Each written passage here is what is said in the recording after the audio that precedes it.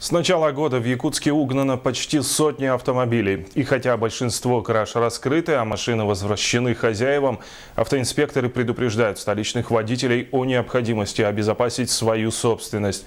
Подробности в сюжете Афанасия Николаева.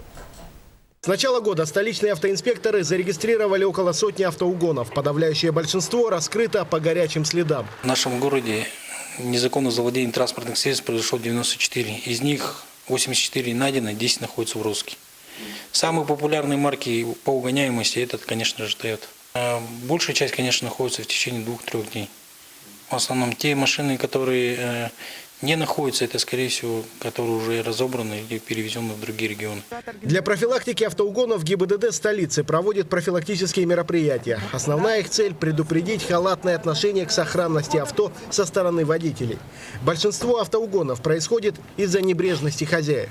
В целях предупреждения угонов и краж транспортных средств госавтоинспекция рекомендует всем водителям более серьезно отнестись к сохранности своих транспортных средств, не оставлять ключи в автомобилях, на долгое время не оставлять автомобили незаглушенными и обязательно запирать за собой двери и устанавливать хорошие, качественные, проверенные автосигнализации. Полицейские предупреждают, в случае угона немедленно сообщите об этом в автоинспекцию. По статистике, если информация об угоне поступит в первые 5 минут, вероятность успешных поисков более 80%. А после 10 минут шансы найти машину снижаются до 30%. Афанасий Николаев, НВК «Саха», Якутск.